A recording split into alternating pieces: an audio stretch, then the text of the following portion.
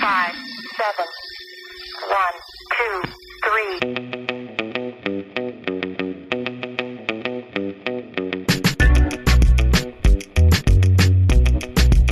3. Hi, this is Pods and Ends, the junk drawer of pop culture and geek podcasts.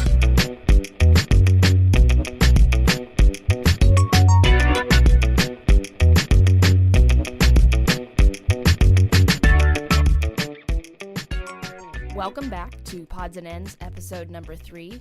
We have a Christmas episode for you guys today. So I'm one of your hosts, Shelby. I'm Brian. I'm Sophie. And this is Phil. Oh, I don't know from up or down anymore. I thought I'd mix it up. Well, you certainly did. Yeah. I didn't know who it was. Christmassy, innit? Let's try something different. For the sake of the holidays. Yeah, exactly. So before we dive into our main Christmassy event, let's head to our usual segments and see what we've all been geeking out over the last week. So first up, I think we better get the big one out of the way, hadn't we? The silver screen. All right, ladies and gentlemen, please take your seats for the silver screen. 2 big trailers dropped in the last week. The MCU is busy. It's an exciting time. There was 2. There was 2. Yeah, I know.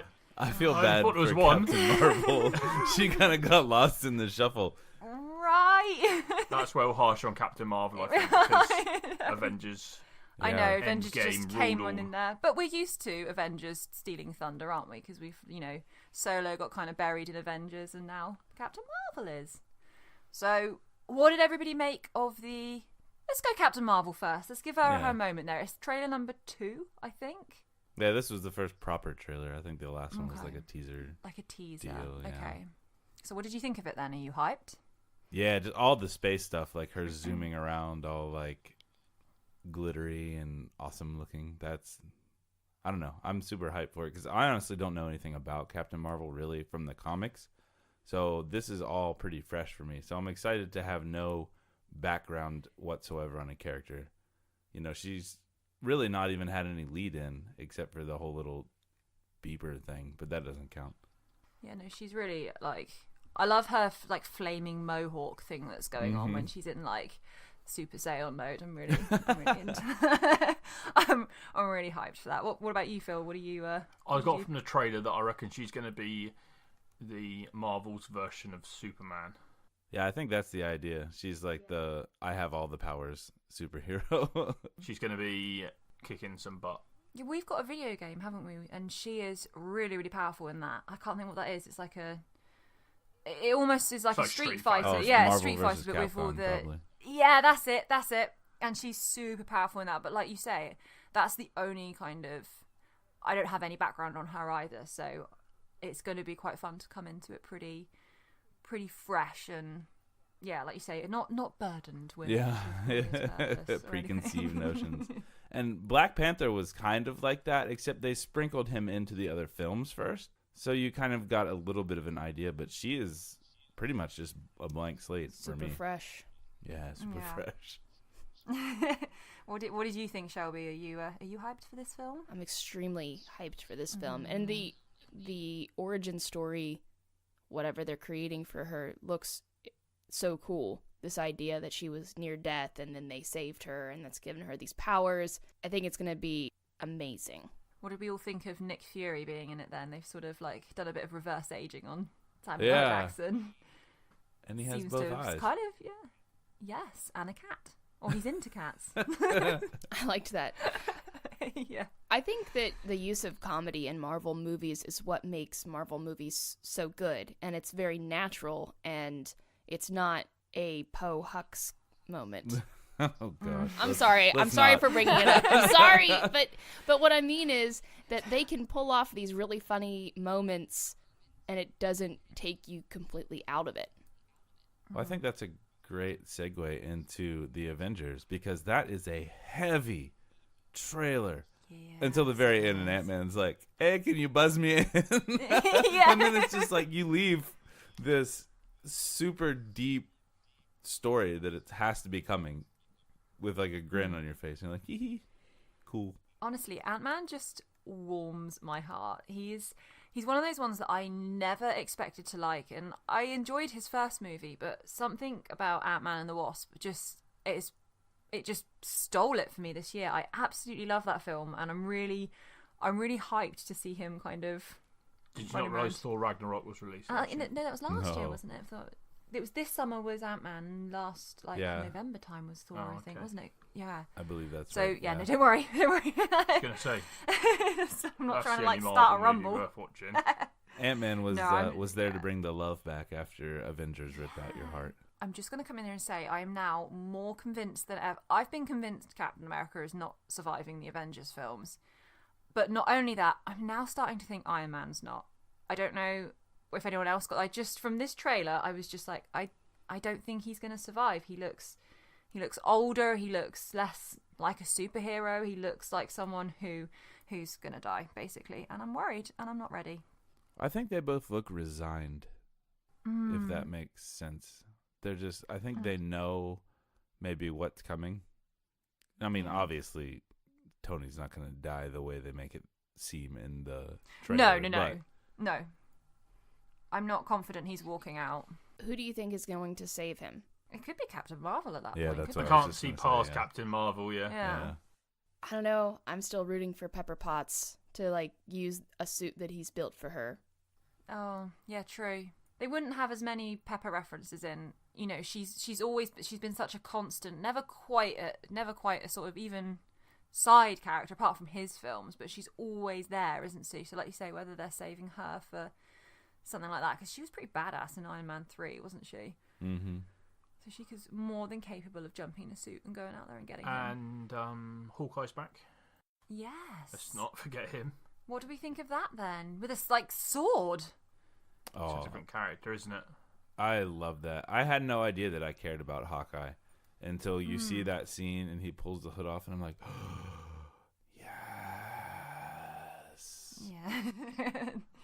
It was weird. I got like, yeah, it weirdly hit me in the feels. I don't know why. I think, actually, I do know why. I think it's because the reason he's up and like angry is probably because his entire family got dusted. So now he's got nothing, to live for, I guess, or to care about other than just being awesome. This is so true. Mm-hmm. Going to be Hawkeye Ronin, isn't he? Yeah, I think So so. what his well. character is, yeah. Mm-hmm. Yeah. Yeah. I So can it's see like an that. evolved Hawkeye, and he's just going to come, and it's going to be amazing because he's probably one of my favourite Avengers. Mine too. Yeah. Yeah, see, I never he's really cool. cared for him one way or the other until it's weird. I mean, obviously I must have, or I wouldn't have reacted that way when I saw him in the trailer, but I never really thought about him as being, I don't know, someone that I cared much about, but then definitely was my highlight. It felt to me like it kind of, like you say, there was such a dark vibe, but at the same time, this movie can't be as dark as the last one, right? Because this is our closing chapter on the Avengers, so this is going to. I just thought it was interesting that they ended the trailer on like a "this is going to work, isn't it?" kind of vibe, and then they hit you with Ant-Man as well. So I was like, I feel like we're going to pretty quickly, maybe not Tony. I think Tony might be in a bit of a dark place for a while, but I feel like certainly all our guys back on Earth are going to be quickly coming up with a plan. You have to imagine that Tony yeah. had the vision He did back in Age of Ultron. when they were all dead around him. Yeah. And then he's the last one dying. So Do you think that's going to come true? I don't know what's going to happen. That's I what's so know. good about it as well. Yeah, true. All I know is Doctor Strange said in game in He Infinity did. War. He did. Yes. We're in the Did end you like game that now. Do you like that way of dropping the title with the trailer? Because Star Wars, we historically get the title first and then we get a trailer drop. So we I have like it time with to it. kind of it. Yeah, I like it all together. I mean, what does the title really mean anyway? Nothing. Let's be honest. What did we get? Like, The Last Jedi sent us all into orbit, didn't it? Right, yeah, So- and then like none of it mattered. It's Yeah. the only neat thing, I guess, is we do get that small window to theorize. What does that mean? Yeah, exactly. Come up with our bad ideas. Yeah, I think it's with Avengers as well. If they said Endgame, we'd have been like, well, we know exactly what that is. There's no point in even speculating. It's not quite the same as Star Wars, where it's such an unknown. I don't know what they could have named it other than like Captain Marvel saves the day. What are your guys' theories on how Ant-Man gets out of the quantum realm? I just don't know. I'm just going to say that he just figures it out himself, I think. I'm wondering whether they pressed the button beforehand, before they all disapparated. They were already hitting it. I like that. They're not really gone. And then he managed to get out, but yeah, I don't know. No, I don't. Have you guys got some theories then? Somewhat. I read something somewhere saying that, what was it? I think his mom, not his mom, the mom that they saved in Ant-Man. The Wasp's mom. Yes. Yeah. Something about not getting trapped in a, what was it? A time vortex or something like that. So there's a theory that he just went straight through the time vortex and it popped him out somewhere. Yeah, that would be more interesting than, they hit the button right before they went away. So it's not that big a deal. I have one issue with this movie. Oh. Is that Thanos has completed his task he wanted to do, Yeah. killing half of all living creatures. Yeah. So what? Their revenge is just to kill Thanos, and Well, I suppose they can nick the he won't. gauntlet and then reverse time. I was going to say he's not in a way going to. He sort of will. Will he stop being our antagonist, so to speak, because he's not antagonizing anymore? Like you say, he is done. So do they then end up going on a heroic mission? Does it take on that kind of trope, Yeah. or is he going to have like a maybe right hand man vibe who's just going around doing some stuff? I don't know.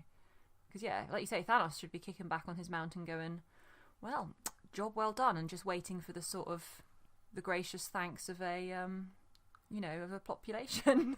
That's what he thinks.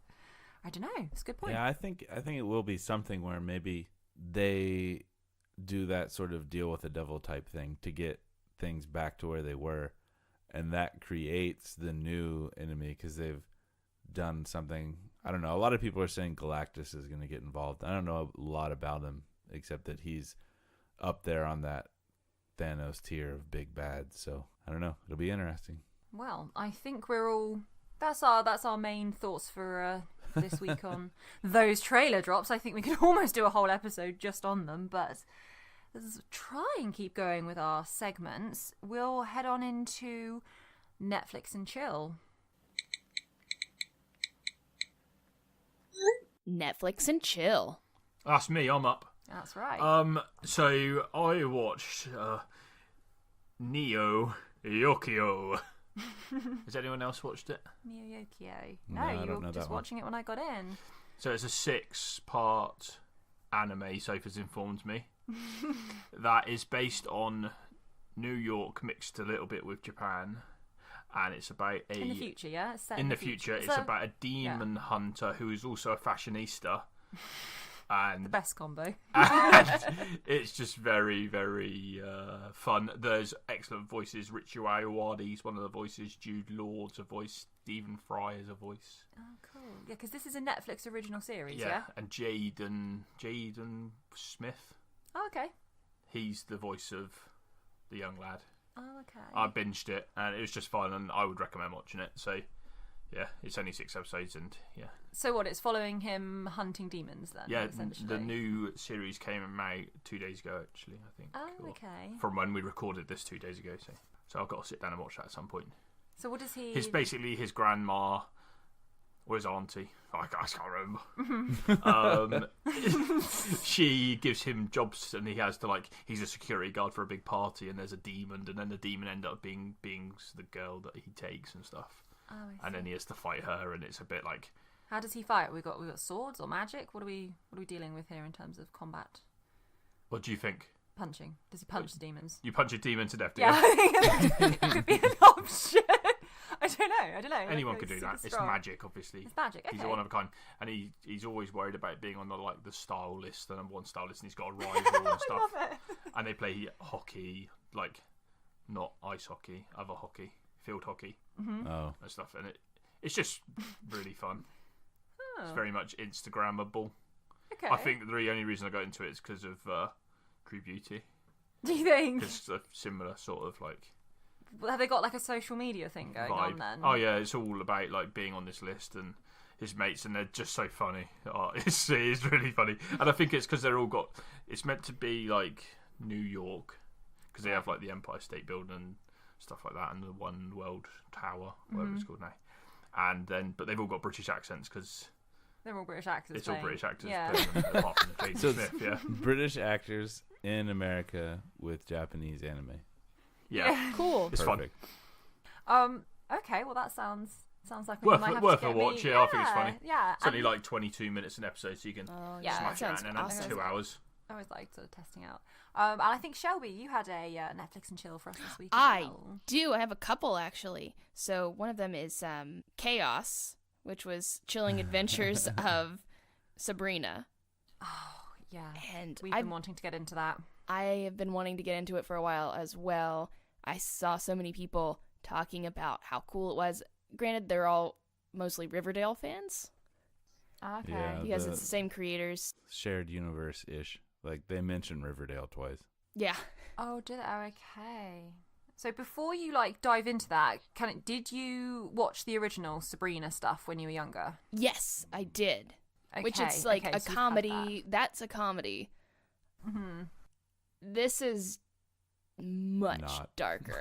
I mean, it has like Yeah, it has I mean, a lot there's of funny funny moments, but I wouldn't refer to it as a comedy. Some really good messaging. Fair warning, I don't think the finale was that good, No, it was not. Okay. but everything leading up to it was amazing. And there's about to be a Christmas special coming out the 14th. Yeah, I think that might be out already by the time we release this. I don't know. Yeah, so Timing's hard. and there's a trailer that just released a few days ago for the Christmas special, and I thought it was going to be like a clip show or something like that, but it looks like new storyline and it looks pretty good. Oh, we're definitely going to have to check that out. Is Salem in it? Mm-hmm. Yes.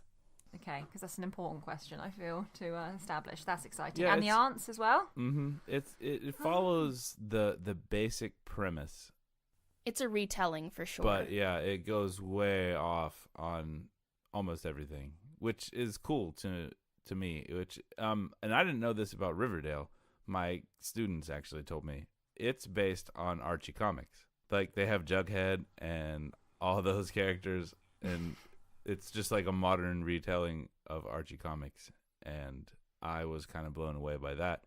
And I think that is kind of, I guess, these creators' shtick. They take something and they just make it brand new, which is cool, I think. I like the idea of being inspired by, but then taking it in a whole nother direction. Right. But if you like spooky things, it's very occult, dark, Mm-hmm. satanic, but cute. I Yeah, guess it's sometimes got a really weird vibe. it does. I really liked it, and I was reading that they shot it and they shot the finale, and then they just started filming the next season immediately. They took a week off. So the next season's coming out in April, which usually with Netflix originals, you have to wait a whole year. Yeah. And apart from that, yesterday we watched 1.5 movies Oh my god. on Netflix. One of them was Dumplin', Oh, okay. and so that's been getting a lot of buzz on social media recently, and we watched it, and it was a really It's good, cute. feel-good movie. Mm-hmm. So don't expect something that's, I don't know, Oscar-worthy or anything, but it was... Also, Jennifer Aniston has not changed a lick since she did Friends. She's like a cyborg or something.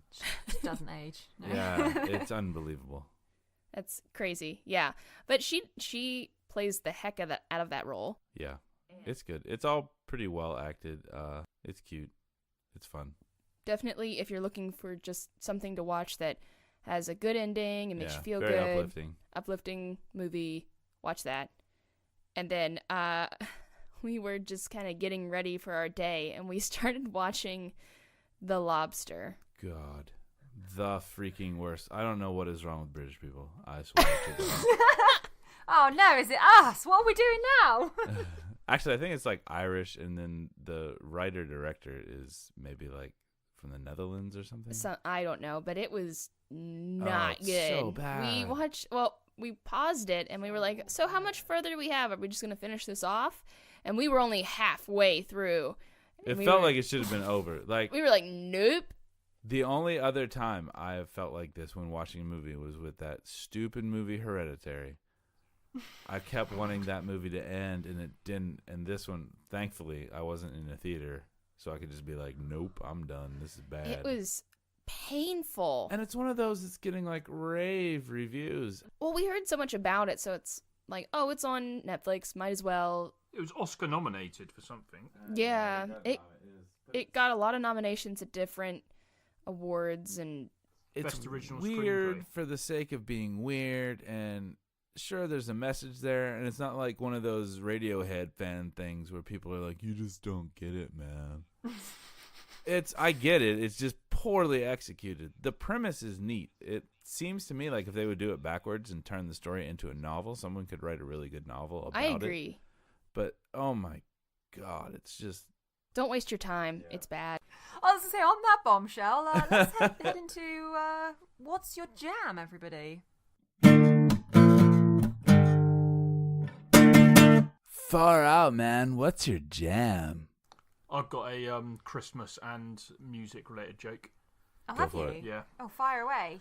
What do you call a gingerbread man that's had one leg bitten off? I don't know. Limp Biscuit.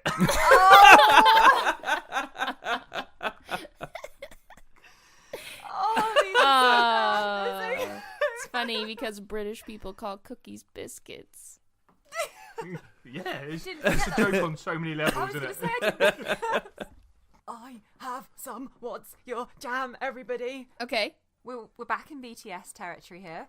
This week, BTS were nominated for a Grammy, becoming the first ever K-pop band to be nominated for a Grammy. It's for their most recent album, the Love Yourself Tear. Never can tell which one that is. I think it's going to be Tear, because Tear is like, it's a positive album, so I don't think it's going to be like Cry. But anyway, they've been Love nominated yourself. for a Grammy. This is exciting. Yay! Maybe we'll get a performance at the Grammys. I'm really hyped for the boys. I know it's going to mean a lot to them. And the second bit of BTS news is that they performed at the Melon Music Awards, which is out in Korea. You know, it's at the Asian Awards. And their performance was incredible. Like, Phil and I have talked before about how some of their songs could appear on stage, because they've got some pretty epic songs which you know when you hear a music and you like hear a music. Nice talking, Sophie. Jeez. When you hear a song and you think that would be amazing live, and they'd be able to do something really great with this live. Their performance was incredible, because the whole kind of premise of Idol and like the music video, and you can see with a lot of the visuals and the choreography, they were inspired by a lot of Korean traditional dancing. So there's a few like moves that they do where there's a lot of traditional dance going on in there, but they've obviously just put a modern spin on it. So at the Melon Music Awards, you had the opening, obviously, was by their lead dancer, J-Hope, who's just, the way that man moves is like next level. And we had like fan performances, you know, as in fan dancing with fans and stuff. So there's a real traditional vibe to the whole staging of this performance, because then Jimin came on with fans, and then Jungkook comes out with the two like flapping things. I don't know what they were. They were like long flapping things, and then there was like the dancing dragons and stuff.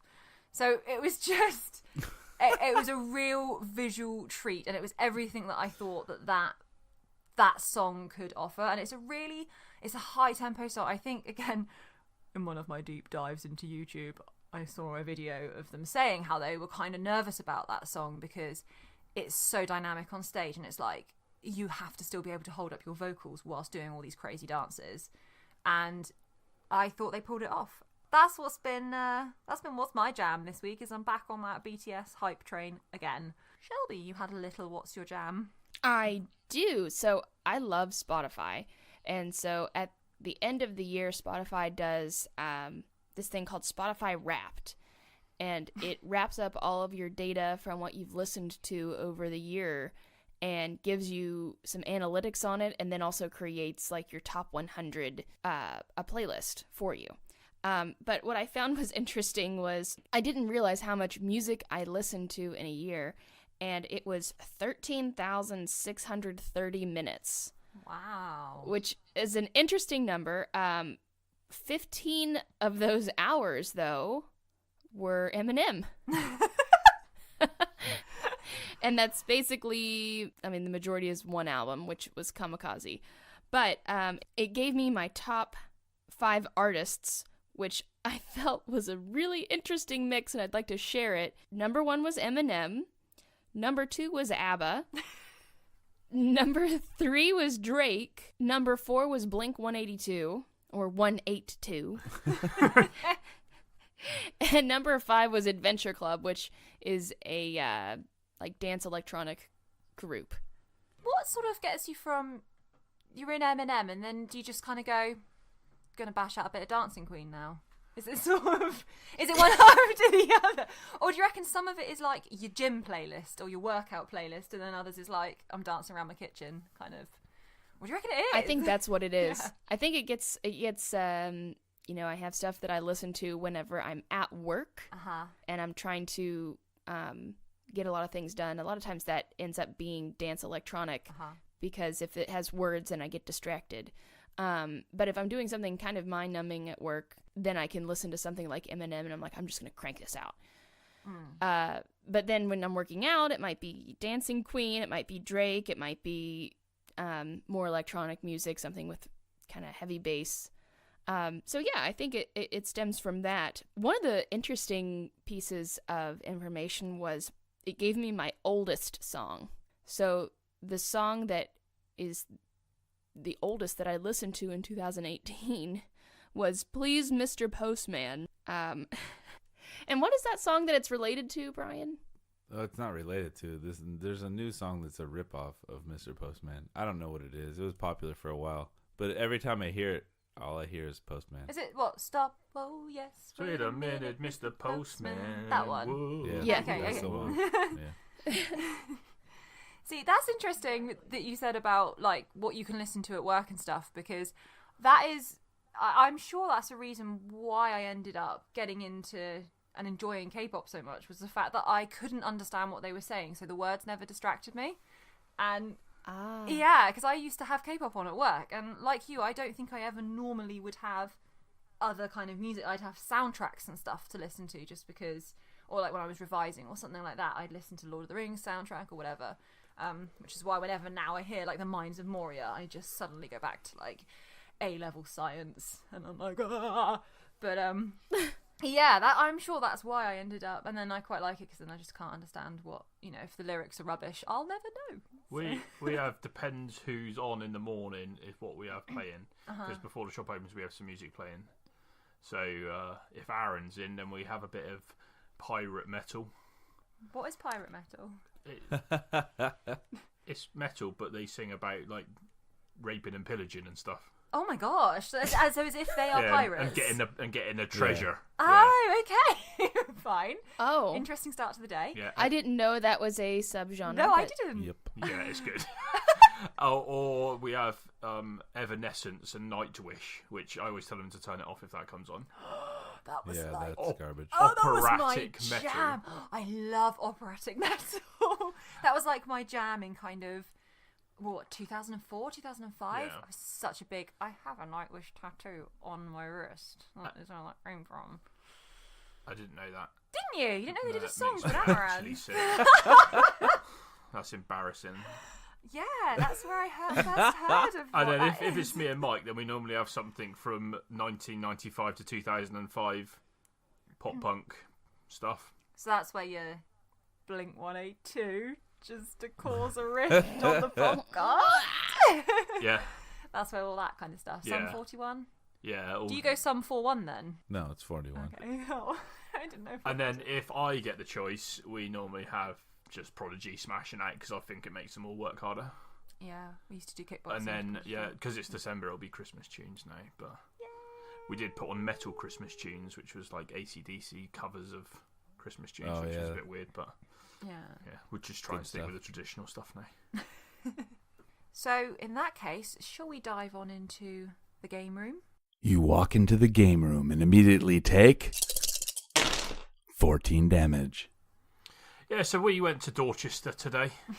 Did a bit of Christmas shopping this morning. Dorch Vegas. And we got a few new games, didn't we? We did.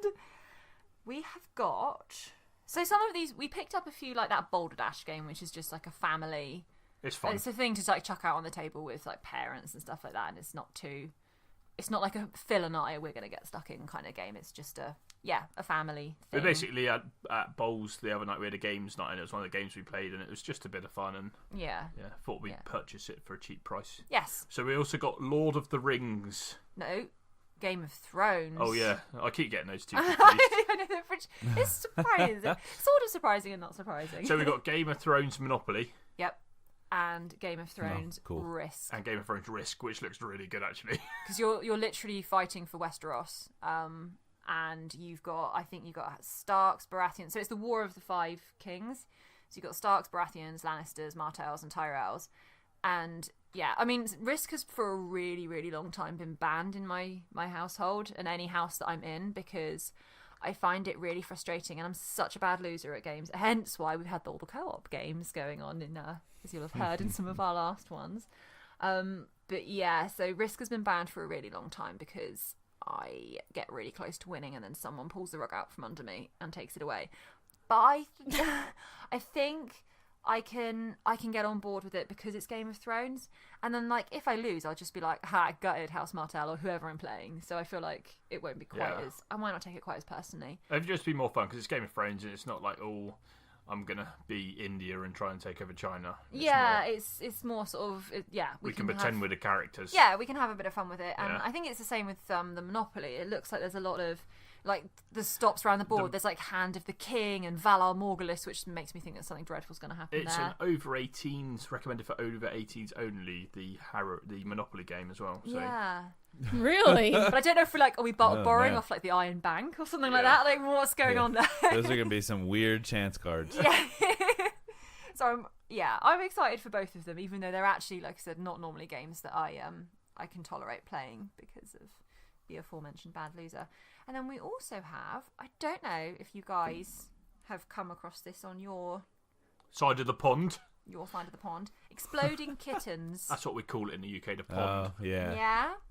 So we keep hearing things about it, and we're just like, let's just pick it up and have a go. A card game for people who are into kittens and explosions and laser beams and sometimes goats. Yeah. There's like a taco cat on the back here. I don't know. I think an Yeah. exploding kitten comes along, and yeah, I just think it sounds like it's going to be hysterical. 2 to 5 players, and I think that's going to be a good laugh. It's a silly kind of party game. We have played it a couple times. Basically, you go through your hand. You can't have an exploding kitty in your hand at the end of Okay. your turn or something. I don't know. Yeah. It's all right. It's goofy. We just need something fun. So that is our game room. Although we did get one more thing which we thought we could participate with on the pod, which is the ultimate gaming quiz. It's a quiz game for gaming fans, which I believe Brian and Shelby are gaming fans. So let's just give you a little quiz question. Do you have one? Yeah, All I've got right. one. What is the name of the fictional city where the Resident Evil game was set? Well, Phil, that would be Raccoon City. Correct. Congratulations. Today you have won a prize. Great job, Brian. The prize is a tap on the Why, back. thank you. Give yourself a nice pat on the back. Turn off the television. In fact, why don't you turn off all the lights except for the one over your favourite chair? It's time for Off the Shelf. So we have some things to talk about in Off the Shelf. Mainly, True Beauty uploaded its next episode. What do we think, guys? There's a new boy. Right. I'm not Isn't sure that how what I happened feel. last time? No, he changed his hair last time. is Oh what yeah, happened. my bad. They went to Whack Donald's. Wait, they went to Wagdon. I am See, loving that's actually a joke that you see them call it Whack Donald's in multiple different webtoons. Really? That And is then cool. you need to pay attention to some of those because sometimes you'll see characters who may work at Whack Donald's in a different webtoon will make an appearance. That is incredible. Yes, so there's like oftentimes there will be cross webtoon universe stuff happening. Wow. Oh, that's deep. I love it. I love it. She spilt the drink on the lad and he was stressed and Yeah, they had the mean guys, didn't they? Yeah. They were. I was not okay with them. But yeah, I'm not sure what I think of this new guy. And he's got like a bit of beef, hasn't he? Oh, with the main guy. Yes. What's his name, Sophie? Oh, why would you ask me that now? Soji. Is it Suho, Suho? wasn't it? Suho, I think. Yeah. So I think that's right. yeah, and there's. But he's got that edgy, I shave part of my eyebrow part Yeah. thing going on. He's dangerous. That's an edgy thing. He's dangerous, I think. Didn't Vanilla Ice do that? I mean, If you've got nothing let us have positive our to fun. say, don't say anything at all, Brian. You know what, Brian? No one cares what you think That's about true. True Beauty because you haven't read it yet. that's true. Oh, Brian, we need to get you into this. You've got 18 episodes to catch up with. You'll whiz it out I in know. 5 minutes. Yeah, I'm honestly. Yeah, it's true. I'm so glad that there's one because there's another one I'm into at the moment. It's like there's 80 episodes. I'm never catching up with that thing. I'm just gonna kind of work. My You way say through it.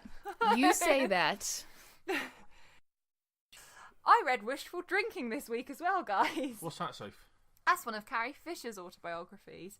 It's only a short one. I'm in like quite a heavy book at the moment, so I just needed to come up for air for a bit. And I sort of swerved Wishful Drinking for a while, just because I don't tend to like autobiographies because I have a tendency to read for escapism, and anything that kind of flies too close to real life for me is just like, I just don't want to know. It's either going to just get to me or make me feel down, and especially with Carrie, because I know that there's a lot of stuff's gone down, but oh my gosh, just the way she writes about her life, she's so witty and funny and self-deprecating. I mean, I was chuckling a lot of the time. She has that kind of humor where you're like, oh, I shouldn't be laughing, but that's funny kind of humor, which is sometimes the best kind.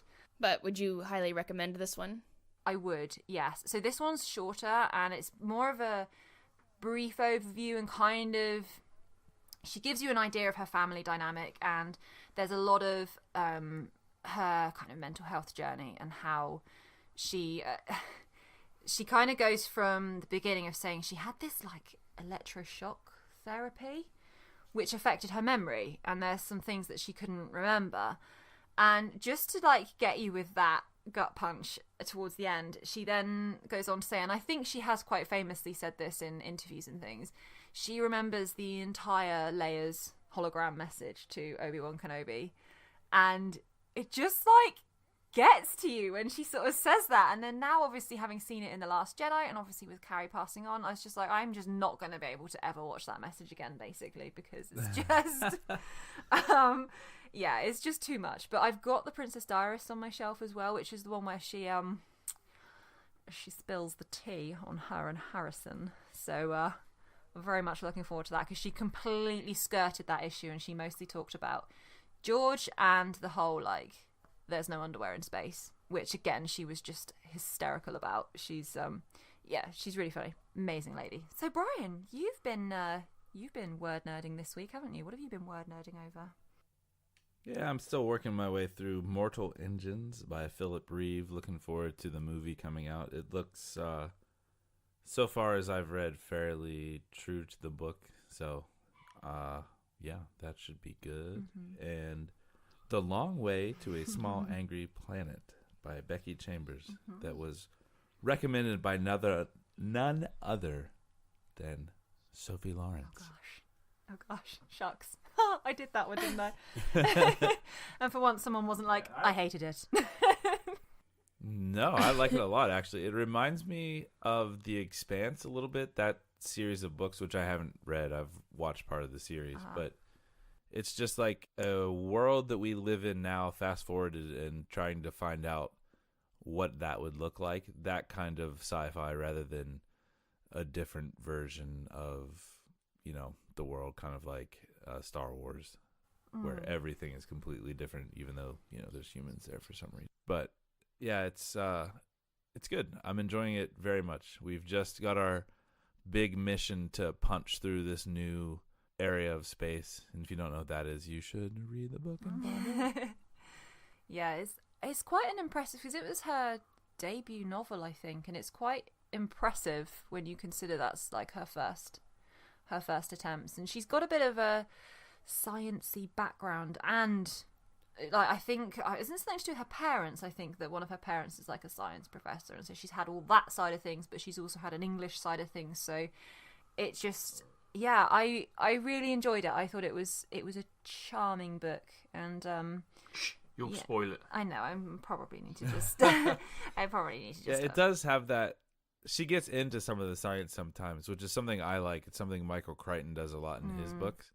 So, I know that turns some people off, but I enjoy it because they don't over-explain it to make it be like, this really could happen, I swear. But they just give you an idea of kind of how things are working. Yeah. But it's good. Yeah. I recommend it. Yeah, totally. Okay, and finally, let's move into the locker room.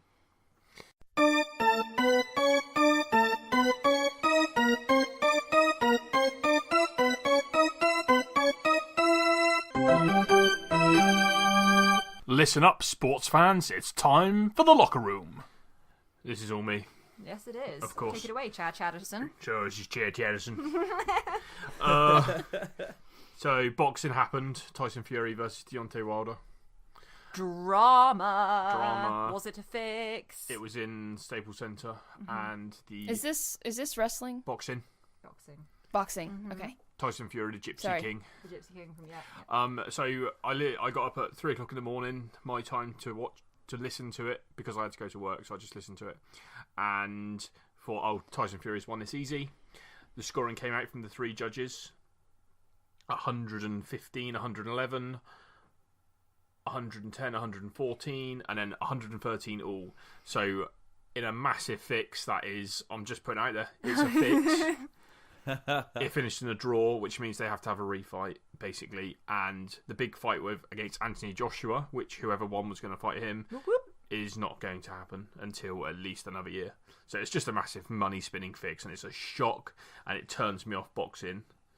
But the fight itself was brilliant, so it's difficult to know what's what.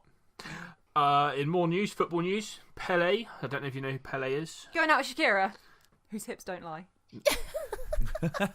That's PK. Oh! Pele's the Brazilian football from the 1950s to 1970s. Okay, no, she's not going out with him. Yeah, I was going to say, that would be an odd pairing. He called Lionel Messi the greatest footballer ever. Not that brilliant, basically. Or not that special, I think was the actual quote. And Shade. Yeah, embarrassing. I feel embarrassed for Pele for saying it. Any football fans out there will understand what I'm saying. You three probably literally have no idea. Hold on, soccer. You literally have no idea what I'm on about. I know who Pele is. I knew that name. Okay. Do you not know Messi then? That's interesting. No.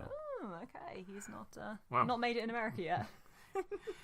And then Bowls news, obviously. Two bits of Bowls news. Three bits of Bowls news. We played National Mixed Fours, me and Tom and Janice and Jenny. Got absolutely destroyed. Oh, no. 19 shots to 4. I just give up after it got... You were not unbeatable magic. I was not unbeatable magic. Okay.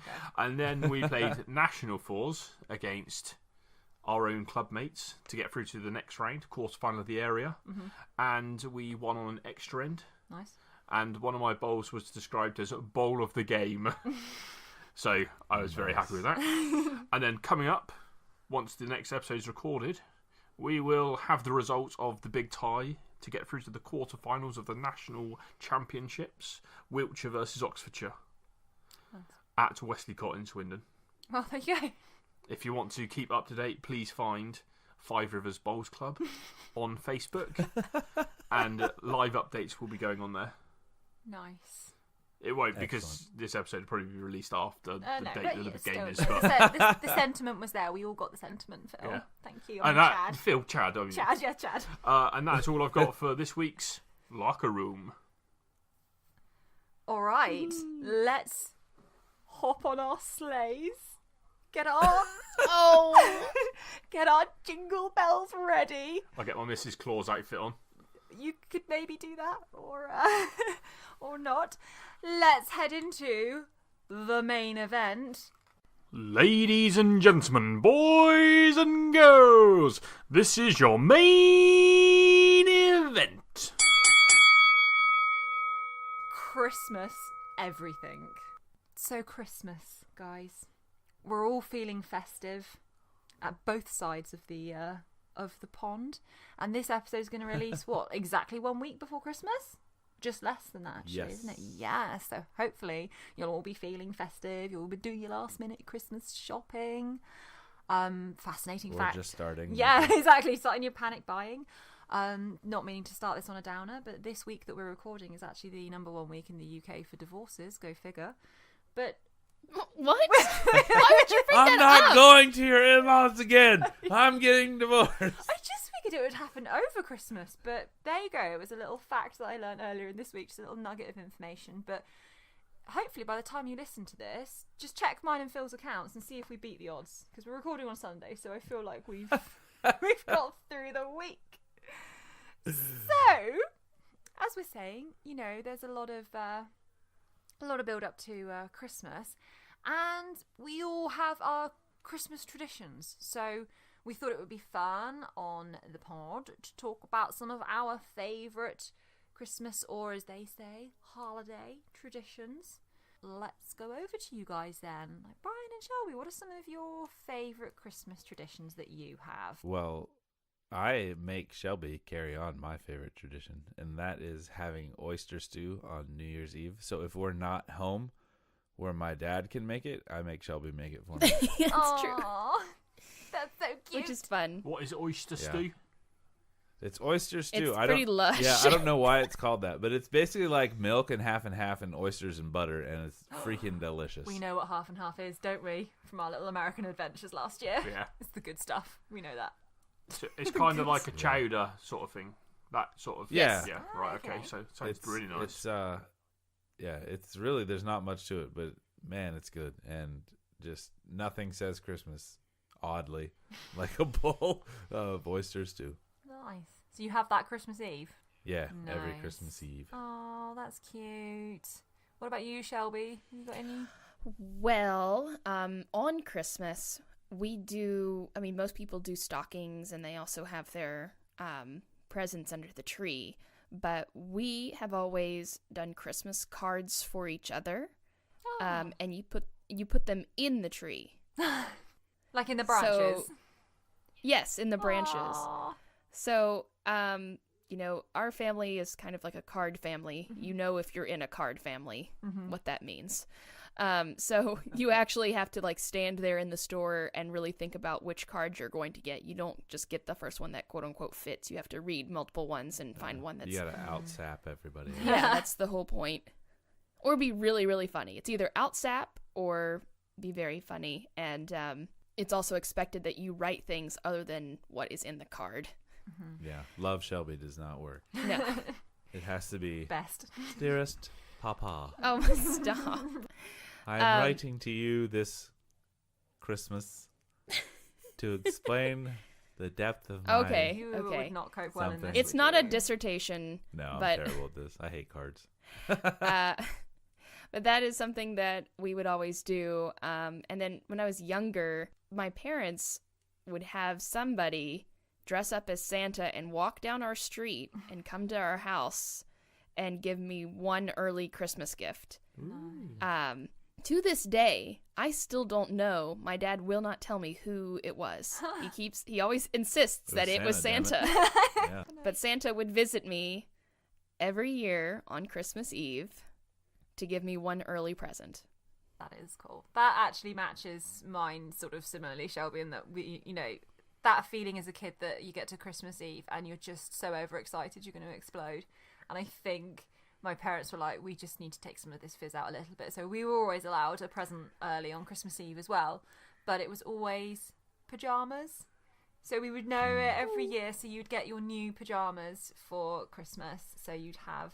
And sometimes you get like dressing gown and slippers with it as well, depending on whether we needed another one that year or something, probably. Depending on how British you were. Yes, exactly how British you were feeling. But yeah, so we always used to get new pajamas. They were never like Christmas themed or anything, so you could wear them the rest of the year.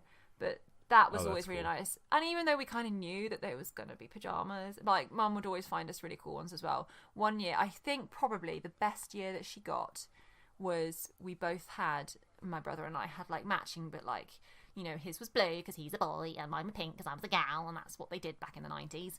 And we had matching gladiators pajamas, and he had who's the main guy? Was it Wolf? Was that his name? Do you know what Gladiators is? I don't know. These guys must know Oh, what yeah. Gladiators is. Well, we called them American gladiators. I think we had the same ones though. I'm sure we all had the Yeah, same like Wolf gladiator. and stuff, Yeah, yeah. and so we had that, Rhino. and then I had Jet on mine. Oh, and wow. she was like the best, and they were like pink, and I had Jet on them, and yeah, they were my favourite. And that is a tradition that, alas, that has not passed into my adulthood, but something that has, that I think is just a generic tradition that I am fond of, is advent calendars, because I feel like half the fun of Christmas is in the build-up, and we used to get for sure. and actually you might get this, Brian, as a teacher, that you get that kind of, you do get a build-up through school that I think when you're just working right up to Christmas Eve, and then it's like, boom, Christmas is here, enjoy, and you're like, okay, I'm still like recovering from December at work. So I think having an advent calendar gives you that little bit of, and I don't feel like too much of a massive child, but still, and we'll make sure we pick them up every year, don't we, in this house? Mine's Pokemon this year. Yeah, I'm Transformers. Nice. I actually bought them the other way round. I wanted a Pikachu, and I bought you Transformers, and then Phil walked through the door and was like, "Oh, you got me Pikachu," and I was like, "Yes, I did." I sure did. I knew that as well. I knew you I said it know on you purpose. knew. I know you did. It's okay because mine's got Bumblebee on, and I do quite like Bumblebee, so that's the only one I know. Oh no, Optimus Prime. But anyway, so yes, I enjoy advent calendars. It helps me get excited for Christmas. What about you, Phil? Me, when you spend too much money on someone, you put the present, a bit like you, Show, put the present in the tree, and then the tree gives it to the person. So the Christmas tree always gives a present. You had amazing traditions growing That's like up. a weird thing that Dad used to do, just so we could get extra presents, I think. But it was nice thing to do. Mm-hmm. And then we gather around the open fire on Christmas Eve, and we write our list out for Father Christmas or Santa Claus or St. Nicholas, whatever you want to call him. And you write on it, "Dear Father Christmas, please this year can I have some new socks? And can I please have a pretend washing machine? Or a pretend lawnmower? Or, a new train set or something?" And then you stoke the fire up, so you get the flames really big and the heat's going up. And then you listen carefully and you hear the jingle bells on the roof. And then you put it up the chimney. And then Father Christmas gets it. Sometimes he'd read it and poke it back down and it'd fall back down. But it's fine because we all know that he was on the roof reading it And before. you read it, so okay, good. And then he scoots off. And then we turn all the lights down, put the candles on, and then Dad reads "'Twas the Night Before Christmas." And that tradition has now carried on that Dad does it to our niece and nephew. Yeah. Niece and nephews. Nieces, yeah. So they go around on Christmas Eve and he does it with them now. There's like a passing of the torch that's happened. Yeah. And instead on Christmas Eve we just read "'Twas the Night Before Christmas" at home by ourselves, don't we, Soph? Yeah.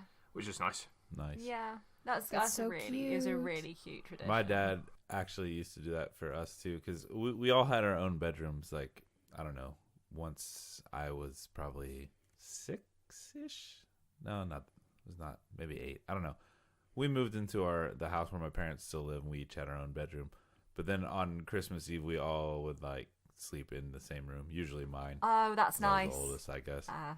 And then Dad would do the same thing. Mm-hmm. I don't know. He probably does it for my nephew now. Yeah. Or will. I Yeah, don't know. We would read Nightmare. Oh my gosh. This sounds like a cool Read the house. story about Krampus. Well, we would read Night Before Christmas as well as Polar Express. Oh, cute. That was a big one. And then not only would we put out milk and cookies for Santa, but we would put out on the front porch a bowl of carrots and sugar for the reindeer. Oh. That's nice. And- That's mighty nice of you. Why didn't you put them up on the roof, though? I don't know. It's messed up. Right? And I mean, it's really funny to think about now because you'd get up in the morning and the sugar would be gone, and then in the carrot bowl there'd be one carrot left in it, had been gnawed on. Pumped up. And I'm just like picturing my dad doing that. Your dad probably didn't do it. But probably raccoons or something. I know. He was just like, that'll work. And he would even take, I mean, my dad was very into this. He would take his work boots and put them in the soot. I'm pretty sure this made my mom mad, but he would put them in the soot of the fireplace and like make a little couple footprints. That's pretty hardcore. And then trinkle it from the fireplace to the footprints with chocolate kisses. That's so cute. It's Santa poops just chocolate makes kisses. me so nostalgic. It's very extra. I Yeah. love Christmas. I know, right? Yeah. Yeah. Actually, we used to have an interesting one where Father Christmas, my mum and dad used to say to me, well, maybe don't put brandy out for Father Christmas because maybe Father Christmas doesn't like brandy, so perhaps we'll put something else down, like a little drop of lager or something that Father Christmas actually likes. So My mom would probably be like, don't put brandy out for Father Christmas because Father Christmas doesn't need any more brandy. I'd go into school and be like, oh, actually, you know, all these kids putting out brandy and I'm in on the secret that he doesn't really like it. So, yeah, that was, well, we got some nice little traditions. Yeah, it's going nice, there, yeah. isn't it? Yeah, we're trying to sort of form our own, aren't we, as we move along, actually. Oh, we do have, Phil and I do have one little tradition that started. Walking the dog on a wet, cold Christmas morning and getting soaking wet. Well, no, that wasn't actually the one I was going to say, Oh, but thanks That for sounds bringing great. that up. No, Phil once very flippantly said to me years ago that he doesn't like receiving cards and it's just not his thing at all. And he Opposite says, to you, sorry, Shelby. yeah, I was gonna say, like you say, you know when you're in a card family, and Phil is very much not. And he said to me, "Don't bother spending your money on a card for me. I'd rather you buy me a packet of ham." So every year now for his birthday I'm and in. Christmas, without fail, I will go out and get him a packet of ham instead of a card for Christmas, and he is allowed to eat the packet of ham all to himself. And it's usually like the nice stuff as well. Like, I don't know if you got, with none of this like processed rubbish. It's decent ham off the bone and stuff like that. It's gradually upgrading. Not a One day I'm pressed just ham. gonna one year I'm just gonna come back with like an entire pig for you or something when we're like 70, and it's just gonna really have upgraded at that point. Yeah, good. But yeah, so that's a little tradition that's flying strong in the Lawrence household now. So let's move on to Christmas gifts then, and we thought it would be nice to throw together our ideas of what we think would be nice Christmas gifts, especially for like the geeky people in your life, because we're the cool ones. So yeah, well, Phil, what have you got for what you think would be some decent Christmas gifts, either for yourself or for a fellow geek? I've gone under £20. There's only one gift you can get for someone under You guys £20. just find the best exchange rate for dollars. We're just going to Well, stick to our own currencies. 'cause After we can't- Tuesday, when the pound crashes due to Brexit, we'll all be on the same money. Yeah, true, actually. So it won't need to worry. You don't need to worry about translating this. We'll all be the same. So under £20. There's only one present for you: a General Hux pop. There you go. Who doesn't want to own one of those? Put it on your mantelpiece. Yeah. Say goodnight to it, give it a kiss before you go to bed every night. He had better get an upgraded pop for episode 9. Exactly. I want it. I want long coat, like cap off. I need it. And I was thinking about you guys for this next one. So this is between £20 and £50. Mm-hmm. A plush, like, feeling bag that is like a niffler. It looks like a niffler. So it's a rucksack that's a niffler, or a porg one, depending if you're into Harry Potter or Star Wars. Oh, okay. But the niffler would work because then you'd like put your You put your purse valuables in it. Yes. So that's $42.99. Would it undo its belly as well, where it's got its little pouch? Yeah, it's like got its legs up at that point, and then the belly's like halfway up or something. Too cute. The pork could eat it, maybe. Yeah, and then I thought for more expensive presents, if you're willing to spend up to close to 100, there's two things I like the look of. For all the traditional gamers out there that are not that traditional, but think they're traditional because they like traditional stuff, but they're not actually that old because they think they're old, but they're not old because they're like millennial. Well, I'm a millennial and I'm really hipster. Oh, they're like, oh my god, do you remember that really old game, Call of Duty 4? Like, remember when that was about? What? Yeah. So you can now get a miniature PlayStation original or a miniature SNES original. PlayStation going at $94.99. Preloaded with 20 games, including Tekken, Wow, okay, yeah. FFV11, Final Fantasy, Seven. 7, yeah. That's Resident the best Evil. one. It's a good one. Resident Evil, etc. There's 20 preloaded. Or the SNES is a bargain, $64.99. £20 cheaper. I was always a Nintendo man. And that's preloaded with 21 games. So you get an extra game as well. But You get it'll Mario probably Kart. be Mario Kart and Super Mario. Donkey Kong. That's honestly all you need is Mario Yeah. Kart. Yeah, really, let's be honest. And yeah, you basically, it comes with a HDMI lead. You can buy extra preloaded games that you can add to it, or you can add games to it via a cartridge input. And yeah, you get 2 controllers, and you just stick it in, play away, choose your gameplay. Just bringing it back to the olden days where you didn't have to press 75 buttons all at one time to be able to do one move. You just pressed A was accelerate, B was brake, do a little bit of jumping with your 2 top ones, and use the Yeah, but things nowadays too advanced. yeah. That's my list. That's what I would be getting if I had the opportunity to have someone buy it for me. I'd want a SNES for $64.99. Yeah, okay, so Hint. you've kind oh, okay. I'm just going to mini SNES. Okay. We don't need one because we've still got the original. Let's write that down. I'm actually going to Still go... got the original, still working. Nice. I know you have. It's down there. I've seen you play Mario Kart. It makes me feel a bit like nauseated now watching it because like just, like the graphics and stuff is quite. I'm actually going to go I have an next. assistant manager at work because- that is not as old as it. Oh, Is older than wow. one of my assistant managers at work. I do tell her regularly. Oh, is this the one who's got the same name as me? And you were like, how Phil first described her was, she's like you, but 10 years younger. I'm like, oh. Yeah, she's very hardworking, dedicated to her job, Oh, thanks! and 10 years younger. yeah, she's just 10 years younger. I can't help that, can I? Time is relative. Stephen Hawking taught us that. Yes, time is a matter of no concern at all when one quests for the Dark Tower. I'm going to go next because mine aren't very good because I'm not... Let me guess, gift card. Yeah. I literally said that! I think a gift card for whatever value you need is the way to go.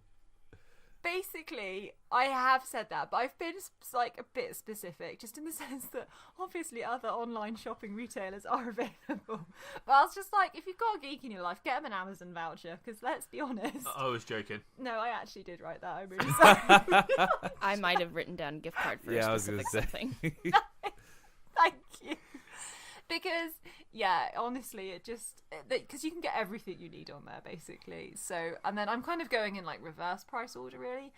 I then said, if you've got, like, a geeky person in your life, find out what they're most into, and then you can get them a Funko Pop of that. Because, General Hux? Well, not necessarily General Hux. You know, there are other characters in Star Wars and other franchises.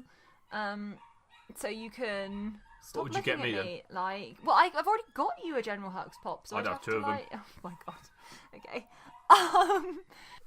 And then I thought for like a final... And I have done this with a few of my friends now, where if it's, again, it's like a $5 or something like that, if you've just not got much to spend. But again, you know that they're a geeky person. Blind boxes are Yes. always a really good option. And you don't even have to... I mean, you can get them something that's like...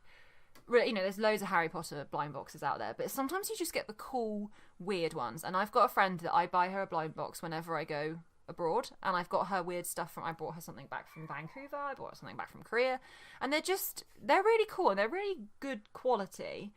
And you kind of take away the pressure of like, oh, I've got you this gift, I hope you like it, because I'm like, you might not like it, I don't know what's in it. And it just sort of takes away that pressure, and they're always just good fun. Whilst and it's you've been fun for you talking, both to... I've put a Twitter poll out, I'll have you. and 100% of people reckon my gift ideas are better than yours. Did you just vote in it?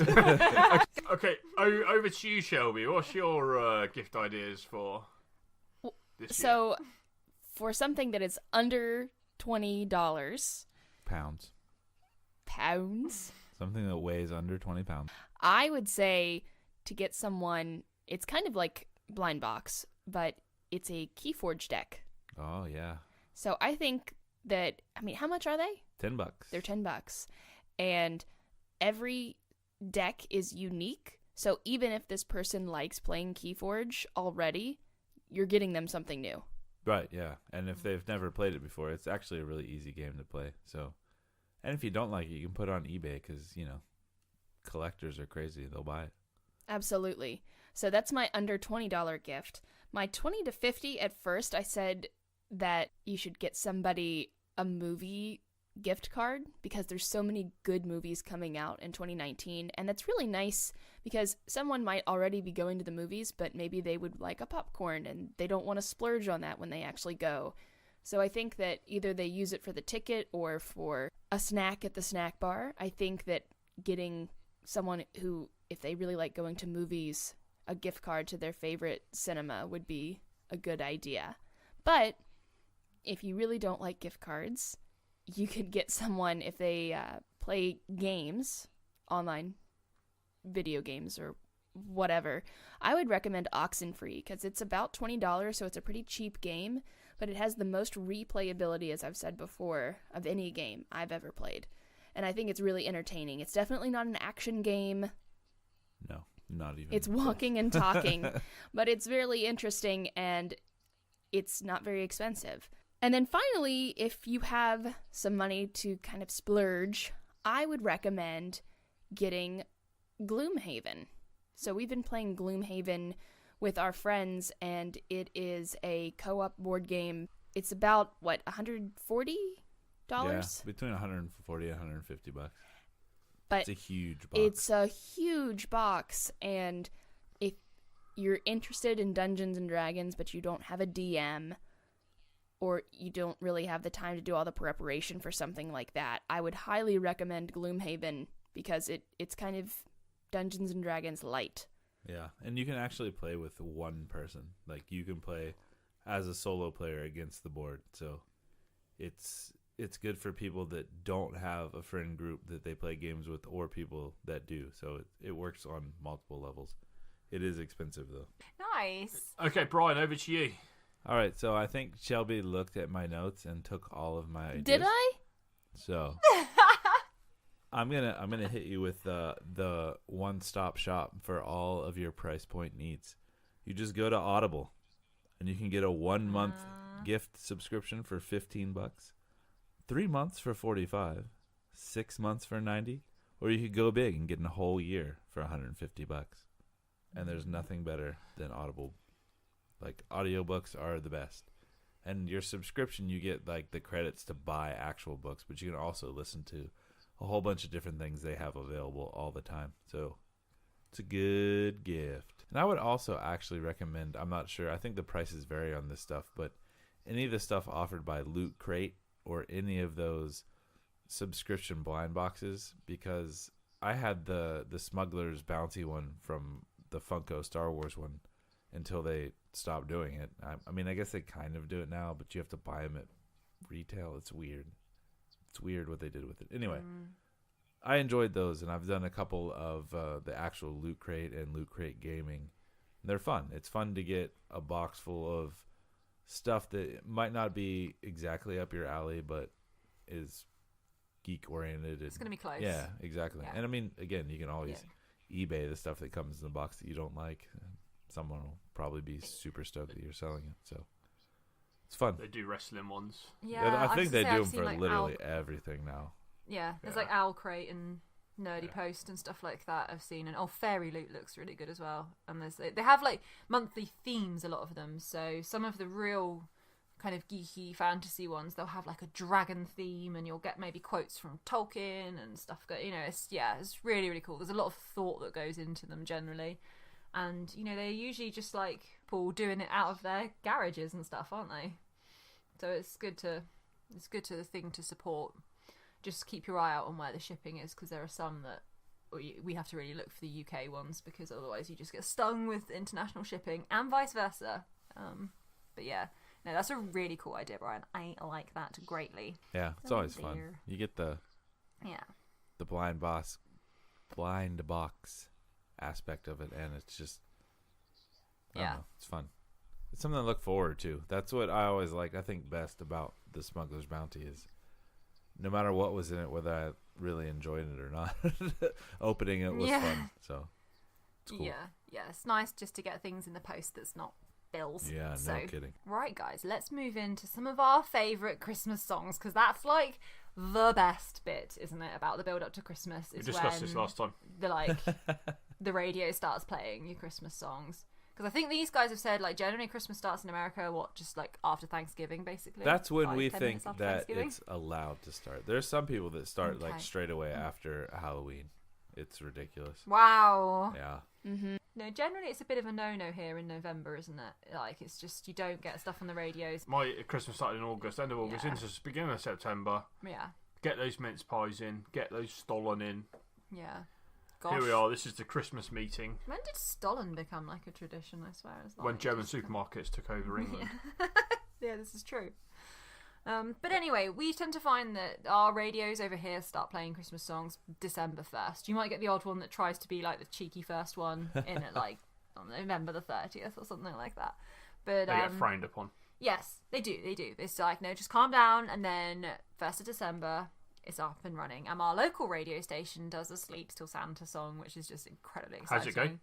It's like, 5 more sleeps to go, 5 more sleeps till Santa, 5 more sleeps till the big fat fella comes down your chimney and gives you presents and drinks your beer. 5 more sleeps till Drinks Santa. your beer. Yeah, right? I do 'Cause not doesn't Get believe outta in here, Santa Santa. anymore.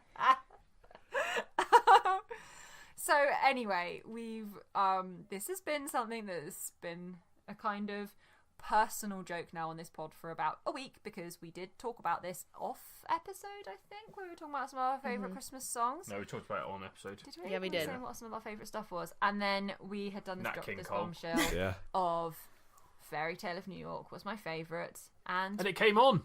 and yeah, Brian and Shelby hadn't experienced this joy, and now they're experiencing it every time it comes on the radio because we keep sending them videos of it. So I hope you're enjoying. We are, and it came on Yeah, when it we came were at a on bar. when we were at Tikiko, and we both like incredible. looked at each other and flipped out. It's like, the thing is, I find with a lot of Christmas songs, there's a whole bunch of them that are really miserable. The lyrics can be quite miserable, but you know, in Fairy Tale of New York, it's basically a couple having a row, but they sort of make up by the end, and it's like, it's Christmas, so it's okay.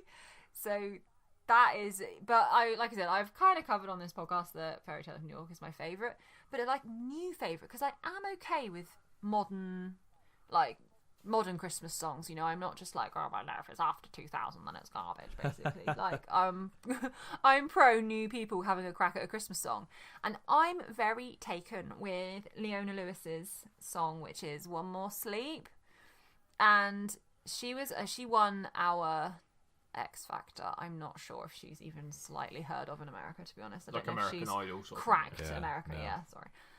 No, but it is a really, really jolly song. I think you should all go and listen to it, and you'll feel extremely festive. It's got jingle bells going on through it, which, as we know, is a And a countdown. yeah, exactly, a countdown to Christmas. So it's like you just can't go wrong, basically.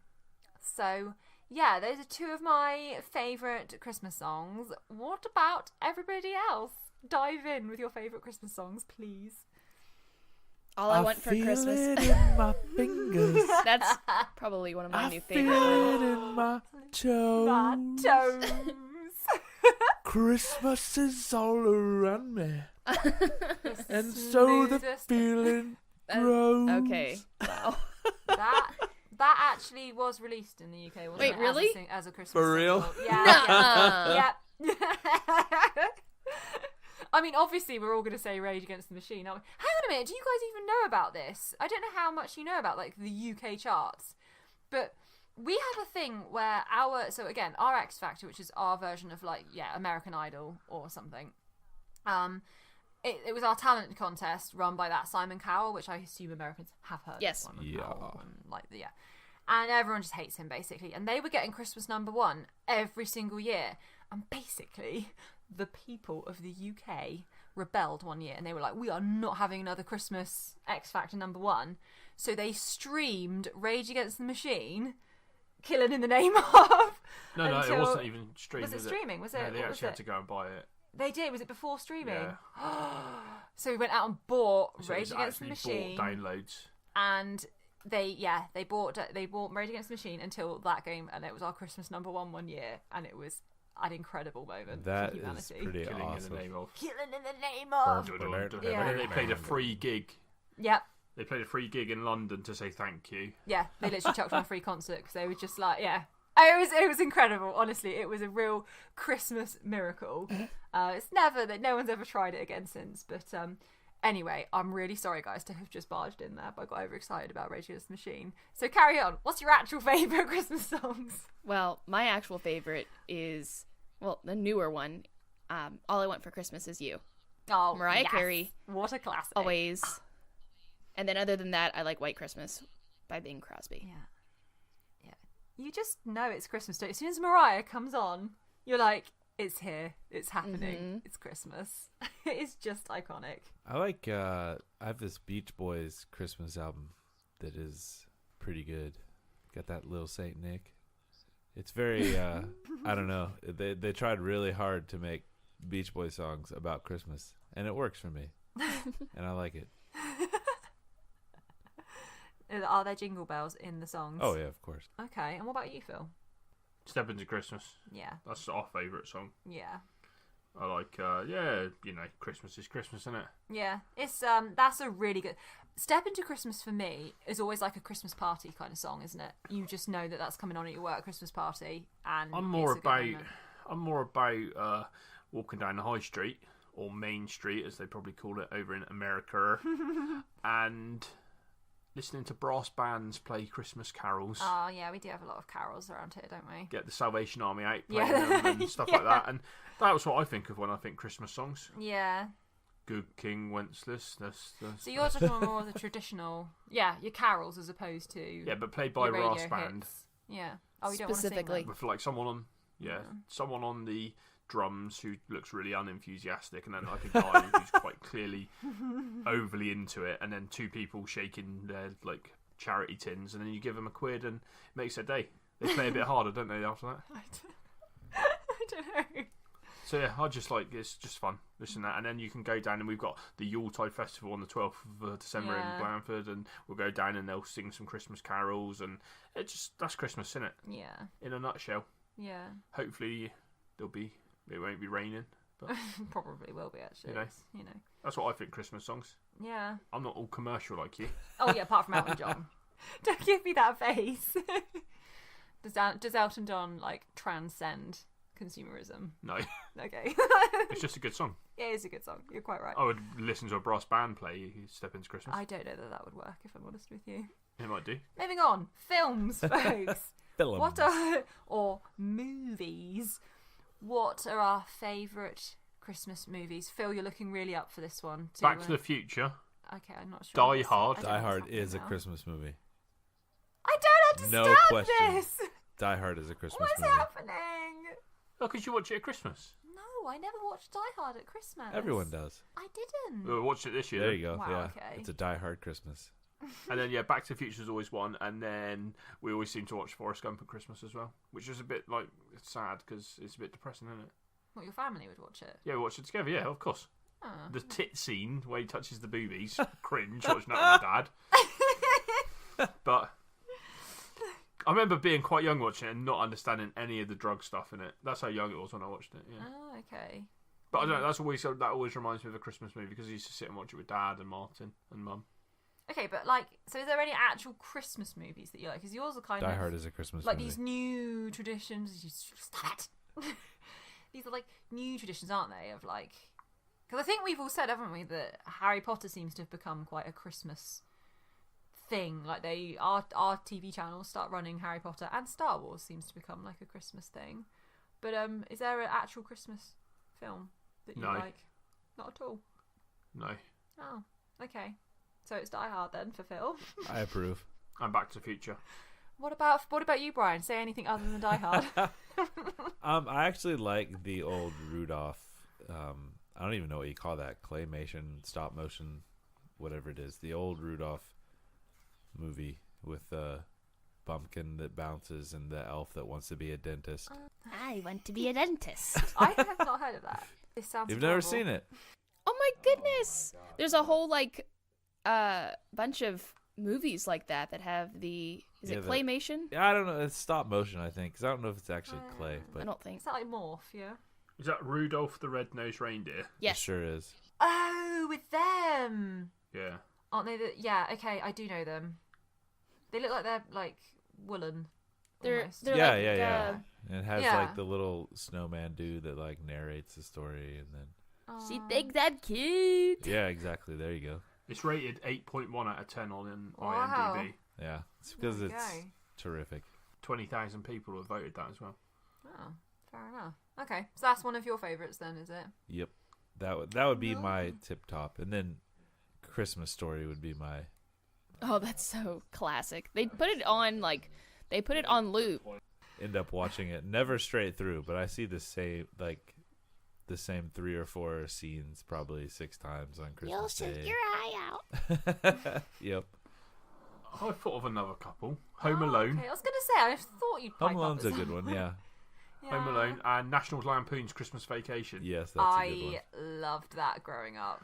Just That when they was- put the yeah. Christmas tree and he buys a massive Christmas tree and they open it and they just smash all the windows. Oh, Let's go and get the Christmas tree. It's just so ridiculous. it was so ridiculous, wasn't it? And then there was like a squirrel inside the Christmas tree. And it's just, I feel like there was something funny that happened with like the attic as well. It's like and the things. posh neighbours and the Oh. posh neighbours and they open the tree up and it's smashed through their window as well.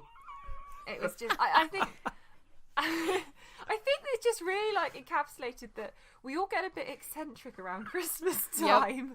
And it really captured that for me. If there's just like, we do these mad things and we've done, our Christmas tree is too big for our living room. We've got a tiny living room and a good, there's a huge chunk of it that's taken up with this massive, unnecessarily big tree. But you have to do it because you're there Yeah, going, everybody what tree does can we it, buy? yeah.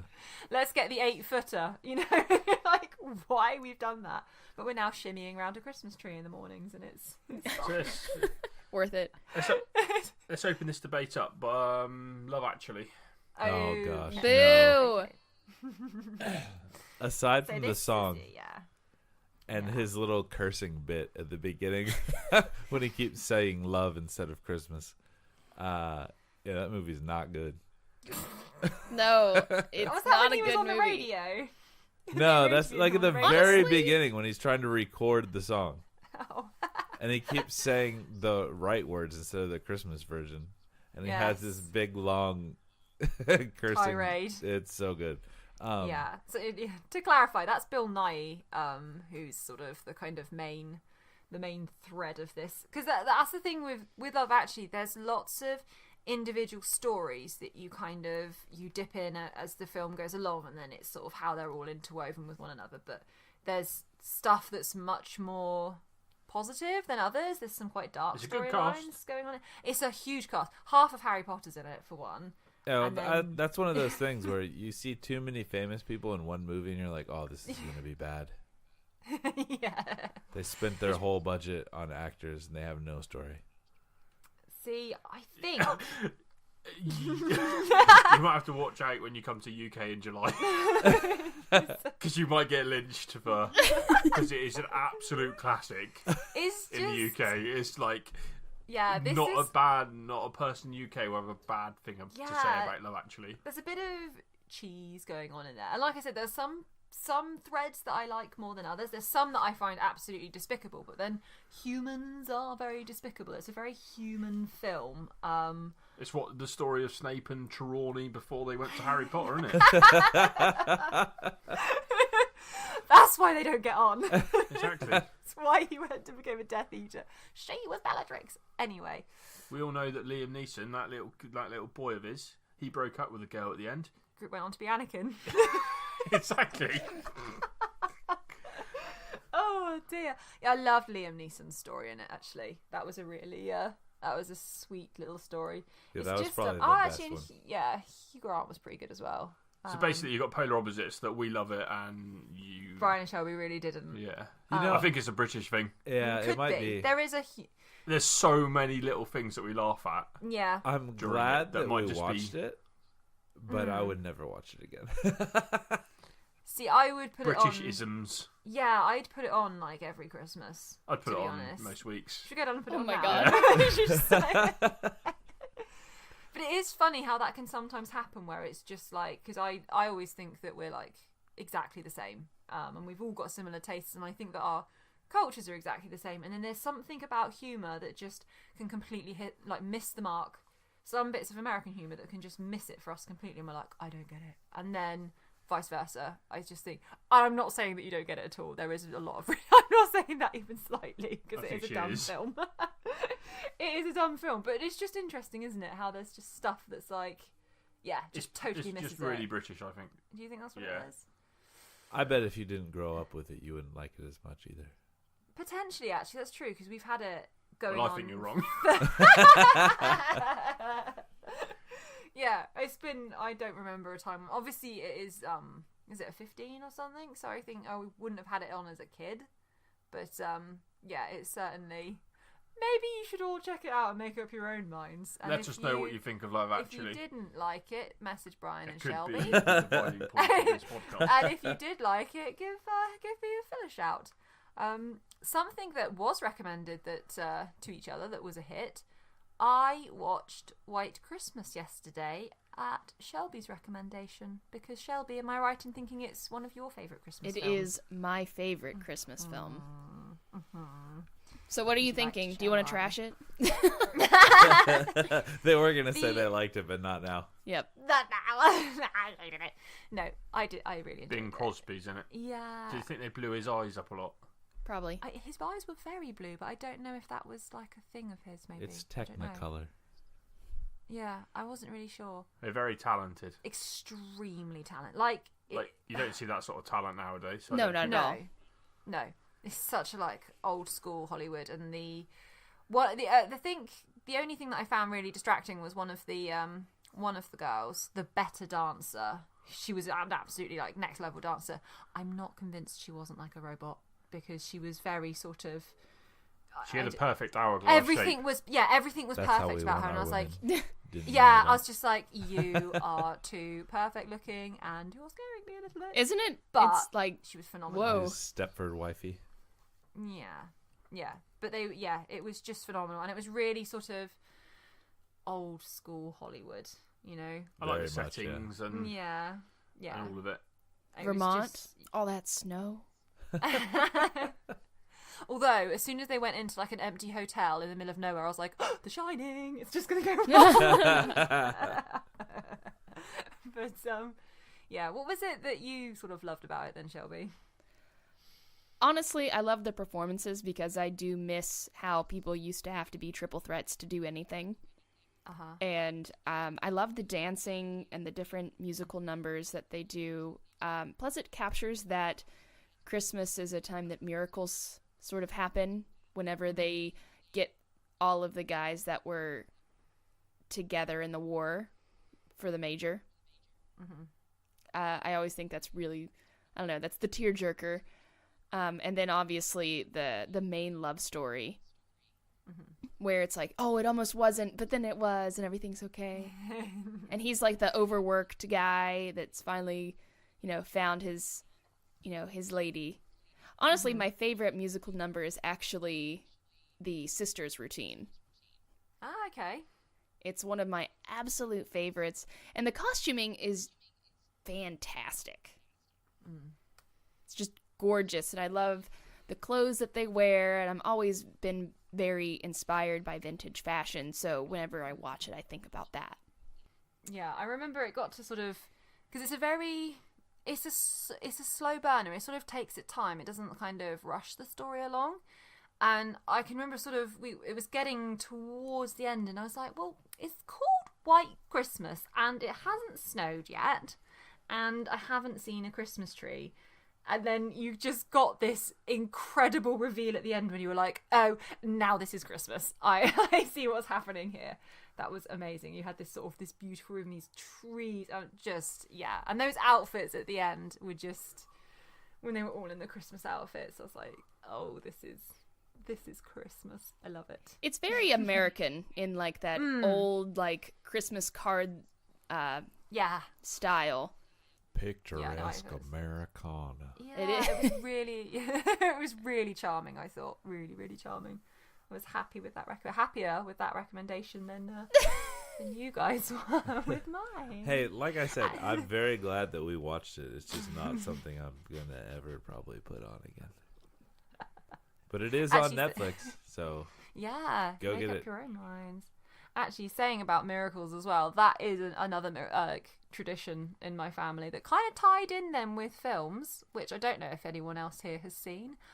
On a Christmas Eve, we would have our new pajamas on, and we would watch Miracle on 34th Street as kids. No, That's a so good one. none of You us used have to see seen that. Miracle on 34th No, Street before. Have you? Are you being sarcastic? I can't tell. I've seen Miracle on 32nd. Oh, I don't understand that reference. I'm just making it up. No, I think everyone's seen, like, I don't know, there's 2 different versions of that movie, isn't there? It's like There's- the most famous What? movie in the world. Is it? I don't know, but I used to watch it every Christmas Eve, and I used to love Oh it. dear. I don't know. I was also really into this film called Lord of the Rings growing up. Have you guys heard of that one? I've heard of it. Rings a bell. Anyway, I used to think that film was absolutely delightful. Growing up, it was just when he gets his real Father Christmas outfit.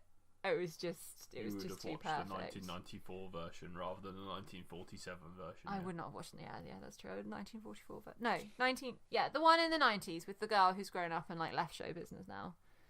Yeah. And Honestly- the dude who turns up in everything. an underrated Christmas movie people don't talk about enough is Jingle All the Way. Oh, I don't think I've heard of that one either. Jingle All the Way. Isn't that the Arnold Schwarzenegger Yes! movie? No, that movie's garbage, dude. What? It's great. No, that's complete garbage. That Brian, one could is you say what great. you think, please?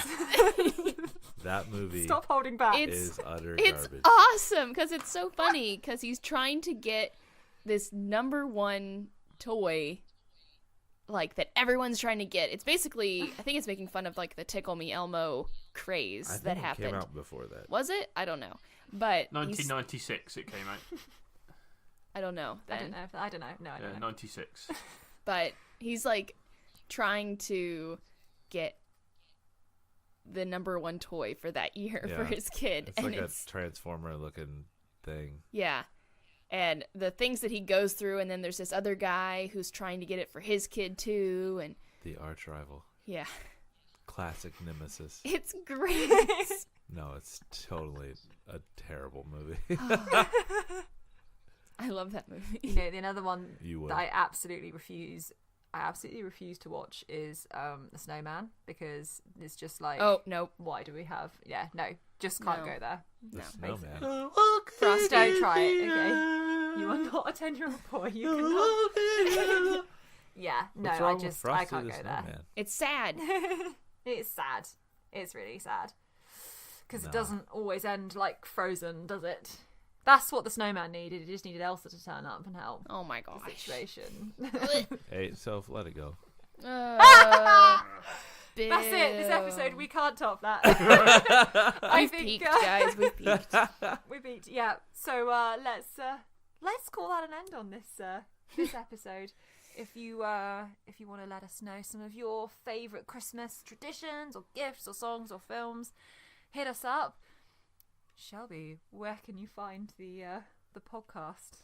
You can find us at PNE_pod on Twitter and Instagram. You can send us an email to contact@podsandends.com. And you can also check out our website, www.podsandends.com. Triple dubs. Triple dub. Yeah, That's great. www. Triple dubs. Anyway, Come on, bruh.